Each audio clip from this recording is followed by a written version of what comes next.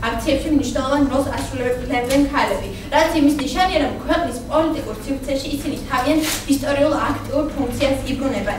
გერმანია აფინანსებს სხვადასხვა ფონდებს, რომლებიც უზრუნველყოფენ თანასწორობის მომიადგა მთელ სამყაროს. ერთ-ერთი ასეთია ჰაინრიხ ბიოლის ფონდი, რომელიც ერთ-ერთ ყველაზე მნიშვნელოვან მიმართულებას, როგორც გერმანიაში, ასევე ფარგლებს გარეთ გენდერული პოლიტიკა, ფემინისტური ანალიზი და დისკუსია წარმოადგენს. დღეს ჩვენთან ტარდება გაეროს მოდელირება თემაზე კულტურა და სოციუმი როგორც გენდერული უთანასწორობის საფუძველი.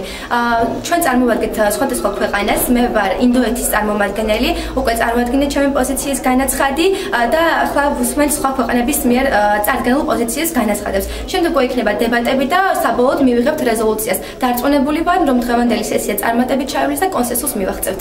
დღეს ასოციაცია ათინეთში ტარდება შეხვედრა გაეროს მოდელირების სიმულაცია, სადაც მონაწილეობას ღებულობს ათინეთის ახალგაზრდული ცენტრი ორტუსი.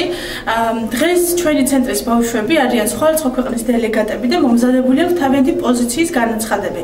პოზიციის განაცხადი ეხება კონკრეტულ თემაზე. ეს თემა არის დღესდღეობით ძალიან მწვავე თემა გენდერული თანასწორობა. ამ შეხვედრის მიზანია საერთოდ რომ ბავშვებმა გაიგონ სხვადასხვა ქვეყნის პოზიცია გენდერულ თანასწორობაზე და ასევე მიაღწიონ კონკრეტულ შედეგს სხვადასხვა ქვეყნების შეერთებით. ანუ ბოლოს მიიღონ რეზოლუცია. ეს ყველაფერი ბავშვებს ასწავლის არგუმენტირებას, კომუნიკაციას, აძლევს ძალიან დიდ ინფორმაციას ყველა ქვეყანაზე კონკრეტულ თემასთან დაკავშირებით და ამიტომაც ვფიქრობ, ძალიან მნიშვნელოვანი ღონისძიება არის და ეს ღონისძიება ასევე ტარდება საქართველოს მასშტაბით დანარჩენ 12 ცენტრშიც. შეხვედრას ატარებს და ორგანიზებას უწევს ტრენერები დავით გუმბერიძე და ანა ბუიანოვა.